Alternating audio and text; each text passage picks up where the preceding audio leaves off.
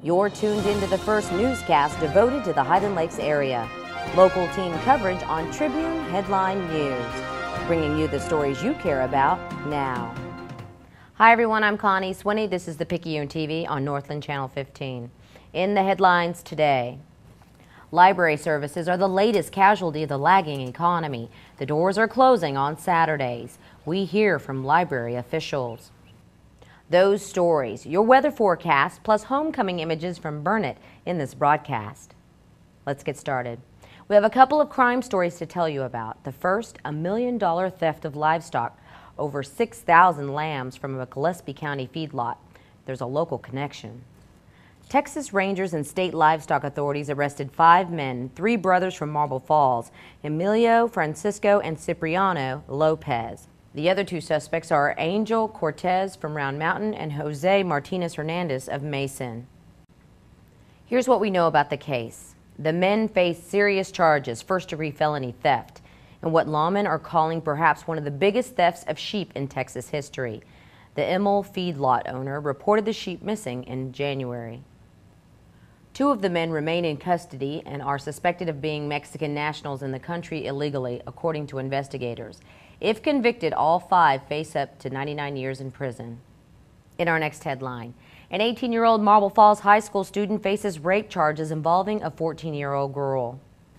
Clayton Charles Helm is charged with aggravated sexual assault of a child, according to Granite Shoals Police. Investigators say they received an outcry from a 14-year-old girl about an alleged incident in late August. He faces up to 99 years in prison if convicted on the first-degree felony charge. Coming up later in the show, we have all the images from the Burnet Homecoming festivities. There was no bonfire, but plenty of community spirit to go around. Highs creep up near 100. Will they top that mark, though? Details later in weather. Because experience matters. For home, auto, business, health, and life, we are here for you. When Galloway experts make top providers compete for your business, you win. The Galloway Insurance Team since 1935. Burnet, Horseshoe Bay, and Marble Falls.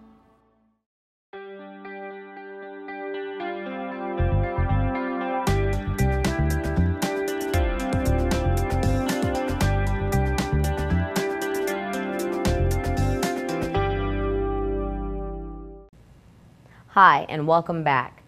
We know we're experiencing some cooler nights, but what about the daytime temperatures? Here's Jared Fields with your forecast. Hello, everyone. Connie, the weekend had beautiful weather, and the beginning of this won't be ugly, but it will be hotter.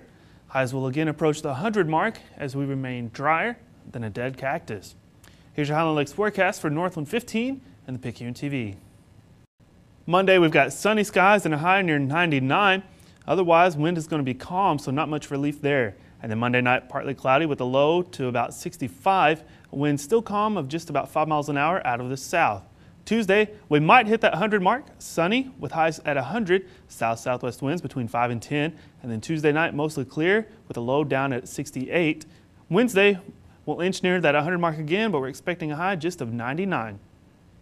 Things could drop below that 100 mark later in the week, but you'll have to tune in tomorrow, where we'll have more details for you. Have a great day, everyone. For Northland 15 and ThePicayuneTV, I'm Jared Fields.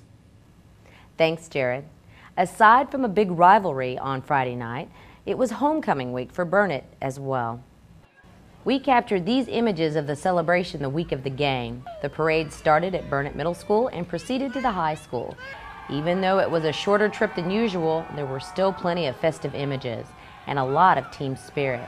As dusk crept into the evening on Thursday, cooler temperatures prevailed. A pep rally followed the parade, and organizers even came up with a creative idea as an alternative to the bonfire. Students released hundreds of balloons with messages in them carrying their wishes for the future. Coming up in sports. The Lady Mustangs are traveling to face Lake Travis, the #1 team in the nation. We sat down with head coach Julie Downs and got her thoughts about that matchup, coming right up in sports. We are established. We are qualified. We are certified. We are knowledgeable.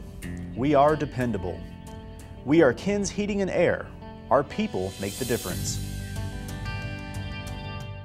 Coach Larry Berkman takes a hands-on approach to coaching, and he takes that same approach to handling your car. So join Coach's team and give your car, truck, or boat the MVP treatment at Coach Wash, where our customers call the plays. The Marble Falls High School volleyball team will take some much-needed momentum going into the District 25 4A opener against Lake Travis Friday night. Tip-off is at 6:30. Marble Falls defeated Colleen Ellison 27-25, 28-30, 25-21, 25-22 on Thursday, led of course by the outstanding junior hitters Haley Fishbeck with 12 kills and Kiara Etheridge with 11. Now, we did get a chance to talk to head coach Julie Downs about Lake Travis. Here are her thoughts about the Lady Cavaliers. Not only do we open out of town in Lake Travis with the #1 team in the nation now. Yeah, it's a tough match, district match, first district match. You don't just get that because you're not a good team. So they're 28 now, I believe, and they've not lost a single match this year. The closest that they've been is in a 28-26 match, and they pulled that one off. So it's very commendable and very well deserved. And we have to play extremely good defense. That's our goal. We're going to switch now and talk a little bit of Llano volleyball, and that's because the Lady Jackets picked up a much-needed win, according to head coach Sean Sweeten Meredith, with the Lady Jackets beating Bangs 25-16, 25-18, 25-22. They, of course, couldn't sustain that on Tuesday night, falling to Canyon Lake in 4 sets. The Lady Jackets got off to a great start, winning 25-19, and then had a 17-11 lead in the second set before losing that set 24-26. Llano never recovered from that. So here's hoping the Lady Jackets continue to close the gap as they are now preparing for District 8 3A play. That's it for sports. I'm Jennifer Fierro. Connie, back to you. Thanks, Jennifer. It's a sign of the times. Budget cuts are changing the way local libraries do business. We had to cut 10% of our budget, and our budget is pretty lean. That was the only place there was to cut. Both the Marble Falls Library and the Herman Brown Free Library in Burnet are now closed on Saturdays starting October 1st. The libraries in Bertram and Ocala, also funded by the county, are already closed on Saturdays. We asked why that day was selected for the chopping block. It was based on a survey of 600 customers earlier this year. According to the survey that we did, Saturdays was no different than any other day. It wasn't busier, didn't get more hits that Saturdays need to be open. Few programs which will be cut include a Lunch and Learn series, after-school program for juveniles, and computer instruction classes for adults. The facilities will be open 10 to 6 Monday through Friday, and that is once again starting on October 1st. Those were your headlines. Thanks so much for watching. For the Picayune TV, I'm Connie Swinney.